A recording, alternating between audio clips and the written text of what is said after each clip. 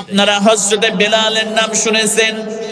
হযরতে বেলাল রাদিয়াল্লাহু তাআলা আনহু একজন কালো একজন ব্যক্তি ছিল, কুসকুসে কালো তার গায়ের রং, নাকটা ছিল বোচা, ঠোঁটটা ছিল মোটা, দেখতে ছিল বেটে।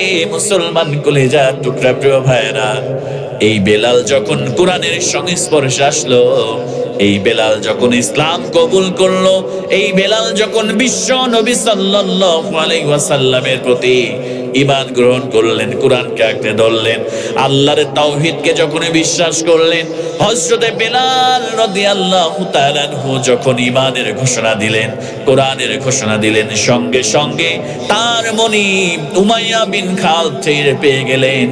ও মুসলমান ভাইরা, এবার তাকে বলা হলো, বেলাল রে, ইসলাম ছেড়ে দে, কোরআন ছেড়ে দে, আল্লাহর তাওহীদ তুই ছেড়ে দে।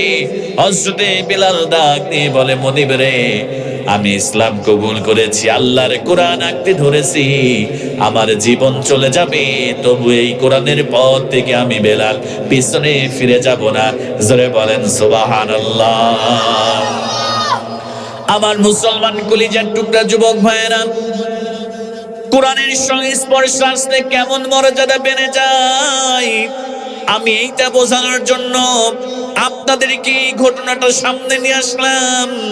হযরতে বেলাল রাদিয়াল্লাহু তাআলা আনহুকে বারবার বলা হলো, বেলাল রে, ইসলাম ছেড়ে দে, কোরআন ছেড়ে দে, আল্লাহর একত্ববাদ ছেড়ে দে, তাওহীদ ছেড়ে দে। হযরতে বেলাল বলে, না না না, আমার জীবন চলে যাবে, তবু আল্লাহর পথ থেকে, কোরআনের পথ থেকে আমি বেলাল সরে আসবো না। ও মুসলমান কলিজার টুকরা প্রিয় ভাইয়েরা, এবার হযরতে বেলালকে মরুভূমির মধ্যে নিয়ে যাওয়া হলো। হযরতে বেলালকে মরুভূমির মধ্যে নিয়ে গিয়ে কাপড়গুলো খুলে ফেলা হলো। কাপড়গুলো খুলে ফেলে মরুভূমির উত্তপ্ত বালির মধ্যে হযরতে বেলালকে শুইয়ে দেওয়া হলো। শুইয়ে দেওয়ার পরে হযরতে বেলালের পায়ের মধ্যে পাথর দিয়ে দেওয়া হলো। আবার মুসলমান ভাইয়েরা, হাতের মধ্যে পাথর দিয়ে দেওয়া হলো, বুকের মধ্যে পাথর দিয়ে দেওয়া হলো। তার মনিব উমাইয়া বিন খালদ বললেন, ও বেলাল, এখনো সময় আছে রে বেলাল, ইসলাম ছেড়ে দাও, আল্লাহর কোরআন ছেড়ে দাও, আল্লাহর তাওহীদ তুমি যদি ছেড়ে দাও, তোমাকে এখান থেকে মুক্তি দিয়ে দেওয়া হবে। হযরতে বেলাল রাদিয়াল্লাহু তাআলা আনহু আসমানের দিকে শাহাদাত আঙ্গুলে উঠিয়ে বলে, আহাদ আহাদ আহাদ, আমাকে যতই কষ্ট দেওয়া হোক না কেন, আমার জীবনটা যদি কেড়ে নেওয়া হয় না কেন, আমি বেলালের জীবনটা চলে যাবে, তবুও বেলাল ইসলামের পথ থেকে, কোরআনের পথ থেকে, আল্লাহর তাওহীদ থেকে, বিশ্ব নবীর পথ থেকে এই বেলাল বিন্দু মাত্র পিছনে ফিরে যাবে না। জোরে বলেন সুবহানাল্লাহ। আমার প্রিয় ভাইরা, হযরতে বেলাল যখন এই কথা বললেন, এবার উমাইয়া বিন খালদ খেজুরের কাঁটা নিয়ে আসলেন। খেজুরের কাঁটা নিয়ে আসার পরে হযরতে বেলালের জিহ্বাটা টান দিয়ে ধরলেন। জিহ্বাটা টান দিয়ে ধরে একটা একটা করে খেজুরের কাঁটাগুলো জিহ্বার মধ্যে দিতে শুরু করলেন। একটা করে কাঁটা পেরেকের মতো জিহ্বার মধ্যে দেয় আর বলে, বেলাল রে, এখনো সময় আছে, ইসলাম ছেড়ে দে, কোরআন ছেড়ে দে। ও বেলাল, আল্লাহর তাওহীদ ছেড়ে দে, তোকে ছেড়ে দেওয়া হবে। হযরতে বেলাল বললেন, না না না, আমাকে যতই তোমরা আঘাত করো না কেন, আমাকে যতই মারধর করো না কেন, আমাকে যতই শাস্তি দাও না কেন, আমি কোরআনের পথ থেকে বিন্দু মাত্র সরে যাব না। জোরে বলেন সুবহানাল্লাহ। হযরতে বেলালকে চাবুক মারতে শুরু করলেন মরুভূমির মধ্যে শুয়ে। হযরতে বেলাল তবু ঈমান থেকে পিছনে ফিরল না, আল্লাহর কোরআন থেকে পিছনে ফিরল না। এবার উমাইয়া বিন খালদ সন্ধ্যা বেলা হযরতে বেলালকে বাড়ির মধ্যে নিয়ে আসলেন। আবু জেহেলকে খবর দেয়া হলো, উতবা, শাইবা, ওয়ালিদ ইবনে মুগিরাকে খবর দেয়া হলো। এবার তারা আসলো। আবু জেহেল চাবুক নেই আর বেলালের পিঠের উপরে চাবুক দিয়ে আঘাত করতে থাকে। উতবা সাইবা ওয়ালিদ ইবনে মুগিরা চাবুক নেয় আর বেলালের পিঠের উপরে আঘাত করতে থাকে। মুসলমান ভাইরা, হযরতে বেলাল আহাদ আহাদ বলে চিৎকার করে ইমানের পথ থেকে পিছনে ফিরে যায় না। জোরে বলেন সুবহানাল্লাহ। একটা করে চাবুক মানে আবু জেহেল হযরতে বেলালের চামড়াটা ফেটে ফিনকি দিয়ে রক্তগুলো বের হয়ে যায়। এবার তবুও যখন কোরআনের পথ থেকে ফিরে আসে না, এবার গলার সঙ্গে রশি বেঁধে ওই মরুভূমির মধ্যে পাথরের মধ্যে হযরতে বেলালকে টানা শুরু করে দিয়েছে। আবার মুসলমান ভাইয়েরা, ইমান থেকে যখন বেলাল পিছনে ফিরে না, এবার তারা আগুনের অঙ্গার জ্বালালো।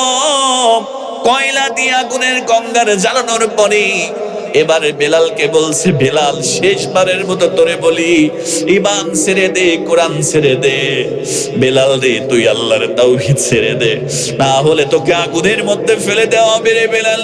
হযরত বেলাল রাদিয়াল্লাহু তাআলা আনহু বলেন, আমাকে আগুনের মধ্যে কেন ফাঁসি দিয়ে যদি জীবনটা আমার বিপন্ন করে দাও, তবু ইসলাম থেকে, কোরআনের পথ থেকে আমি বেলাল পিছনে ফিরে যাব না।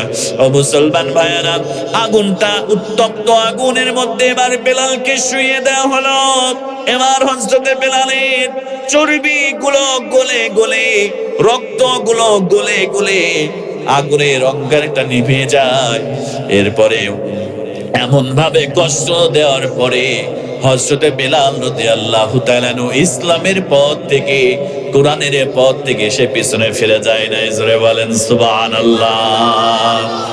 এই যে বেলাল কোরআনকে আঁকড়ে ধরলো, ভালো করে লক্ষ্য করেন, কোরআন রাসূলকে মহব্বত করলো, ইসলামকে মহব্বত করার কারণে আল্লাহ পাক তার মর্যাদা কত গুণ বৃদ্ধি করে দিয়েছে। আল্লাহর নবীজি, বিশ্ব নবী সাল্লাল্লাহু আলাইহি ওয়াসাল্লাম একদিন মসজিদ নববীর মধ্যে আল্লাহর নবীজি খেতে বসেছেন। আমার প্রিয় ভাইরা, ভালো করে লক্ষ্য করেন, আল্লাহর নবীজি মসজিদ নববীর মধ্যে খেতে বসেছে, সমস্ত সাহাবায়ে কেরামদেরকে নিয়ে দস্তরখানা বিছিয়েছেন। মজার মজার খাবারগুলো আমার নবীজি খাবেন। এমন সময় ফাজা বেলাল, হযরতে বেলাল রাদিয়াল্লাহু তাআলা আনহু মসজিদ নববীর মধ্যে প্রবেশ করলেন। বিশ্বনবী সাল্লাল্লাহু আলাইহি ওয়াসাল্লাম বললেন, বেলাল রে, তুমিও আমাদের সঙ্গে খাবারে অংশগ্রহণ করো, তুমিও আমাদের সঙ্গে খাবার খাও। হযরতে বেলাল রাদিয়াল্লাহু তাআলা আনহু চোখের পানি ছেড়ে দিলেন, টপ টপ করে চোখ দিয়ে পানিগুলো গড়ে গড়ে পড়ে যায়, দাড়ি মোবারক গুলো ভিজে যায়। হযরতে বেলাল বললেন, ইয়া রাসূলুল্লাহি, ইয়া হাবিবাল্লাহ, আপনি আমাকে খেতে ডেকেছেন, আপনি সর্বকালের সর্বশ্রেষ্ঠ মহামানব, আপনি হলেন রহমাতুল লিল আলামিন। আপনি নবীজি, আমি বেলালকে খেতে ডেকেছেন, আমি হলাম ইসলাম কবুলের পূর্বে যার মূল্য ছিল মাত্র 5 দিরহাম, মানে 5 টাকা। আমার মতো গরিব কালো নিগ্রো সাহাবীকে আপনি খেতে ডেকেছেন। ইয়া রাসূলুল্লাহ, এর থেকে বড় বিষয় পৃথিবীর মধ্যে আমি বেলালের জন্য আর কিছু হতে পারে না। জোরে বলেন সুবহানাল্লাহ। হযরতে বেলাল ডাক দিয়ে বলে, ইয়া রাসূলুল্লাহ, আমার মনে চায় আপনার সঙ্গে খাবার খাই, কিন্তু ইয়া রাসূলুল্লাহ, ইয়া হাবিবাল্লাহ, আনা সাইম, আমি আজকে নফল রোজা রেখেছি। ইয়া রাসূলুল্লাহ, এজন্য আপনার সঙ্গে খেতে পারবো না। আল্লাহ নবীজি হযরতে বেলালকে ডাক দিয়ে বললেন, ও বেলাল, তুমি রোজা রেখেছো রে বেলাল, আমি যেটা দেখতে পাই তুমি সেইটা দেখতে পারো না। ও সাহাবীরা, আমি যেটা দেখতে পাই তোমরা দেখতে পাও না। হযরতে বেলাল দুনিয়ার খাবার সে গ্রহণ করতেছে না। আমি শুনতে পারলাম আমার আল্লাহ হযরতে বেলালের উপরে এত খুশি হয়েছে, আল্লাহ পাক ফেরেশতাদেরকে ডাক দিয়ে বলছে, জান্নাতের মধ্যে আমার বেলালের জন্য তোমরা খাবারের প্রস্তুতি করো, তোমরা আমার বেলালের জন্য খাবার রান্না করো। আমার বেলাল যদি এই মুহূর্তে দুনিয়া থেকে বিদায় হয়ে চলে আসে, আমি আল্লাহ রাব্বুল আলামিন বেলালের জন্য জান্নাতের খাবারের দ্বারা আমি বেলালকে আপ্যায়ন করাবো। জোরে বলেন সুবহানাল্লাহ। আবার বিশ্বনবী সাল্লাল্লাহু আলাইহি ওয়াসাল্লাম বলেন, ইশতাকাতিল জান্নাতি ইলা সালাসা। ও মুসলমান ভাইরা, আমরা প্রত্যেকদিন আল্লাহর জান্নাত প্রত্যাশা করি। আল্লাহর নবী বললেন, আমরা প্রত্যেকদিন মুনাজাতের মধ্যে আল্লাহর কাছে জান্নাত চাই। আল্লাহুম্মা ইন্না নাসআলুকাল জান্নাতাল ফিরদাউস, আল্লাহুম্মা ইন্না নাসআলুকাল জান্নাতাল ফিরদাউস। আমরা প্রত্যেকে আল্লাহর কাছে জান্নাত চাই। আল্লাহর রাসূল বললেন, এই পৃথিবীতে আল্লাহর জান্নাত তিনটা ব্যক্তিকে চায়। এক নম্বরে হলো হযরত আমির হামজাকে আল্লাহর জান্নাত প্রত্যেকদিন চায়। দুই নম্বরে হযরত আম্মার রাদিয়াল্লাহু তাআলা কে আল্লাহর জান্নাত চায়। আর তিন নম্বরে আমার কালো সাহাবী আমার বেলালকে প্রতিদিন আল্লাহর জান্নাত প্রত্যাশা করে রব্বুল আলামিন। তোমার এই তিনজন ব্যক্তিকে খুব দ্রুত আমাদের মধ্যে প্রবেশ করায় আমাদেরকে তুমি ধন্য করে দাও। জোরে বলেন সুবহানাল্লাহ। এই জন্য আমার প্রিয় ভাইয়েরা, বিশ্বনবী বললেন, ইন্নাল্লাহা লা ইয়ানজুরু ইলা সুওয়ারিকুম ওয়া আমওয়ালিকুম।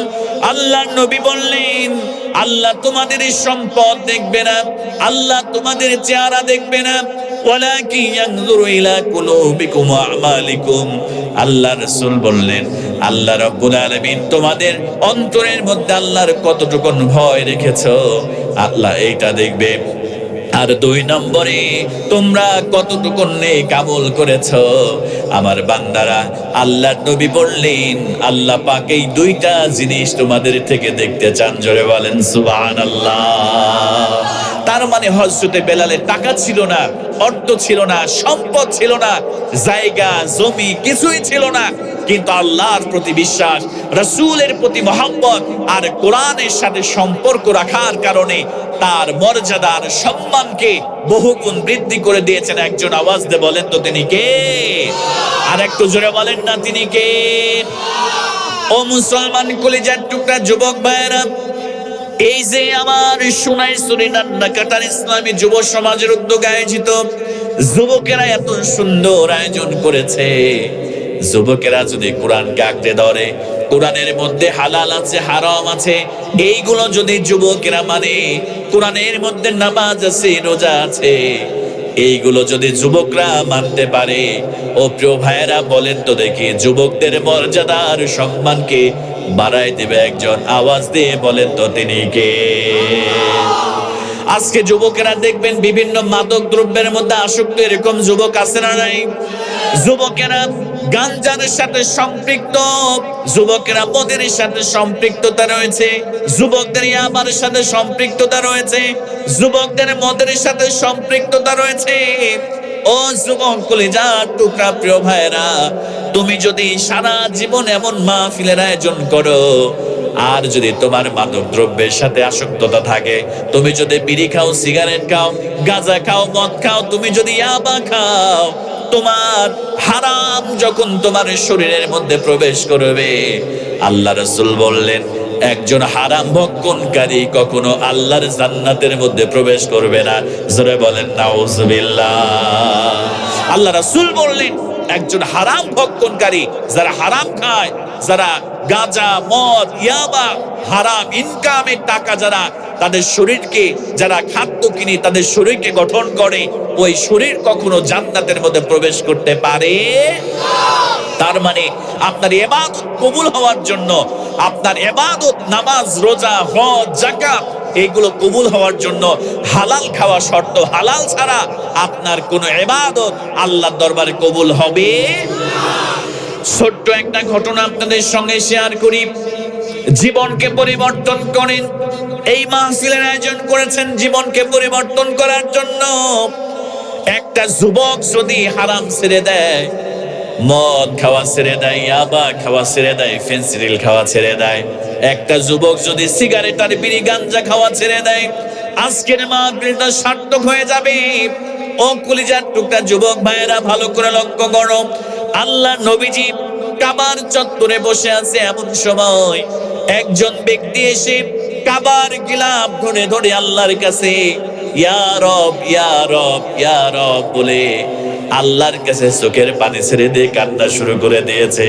কাবার গিলাফ ধরে ধরে কান্না করে, মুলতাজিম ধরে ধরে কান্না করে। যেই জায়গায় হাত রেখে দোয়া করলে আল্লাহ ওই দোয়াকে ফেরত দেয় না, ওই ব্যক্তি আল্লাহর কাছে দোয়া করে চোখের পানি ছেড়ে দিয়ে সাহাবায়ে কেরাম বলে, ইয়া রাসূলুল্লাহ, ইয়া হাবিবাল্লাহ, এই ব্যক্তি তো এমন করে আল্লাহর কাছে চোখের পানি ছেড়ে দিয়ে এমন করে দোয়া করতেছে, রব্বুল আলামিন আজকের দিনের সব বরকত আর সব রহমত এই ব্যক্তিটাই নিয়ে নেবে। জোরে বলেন আল্লাহু আকবার।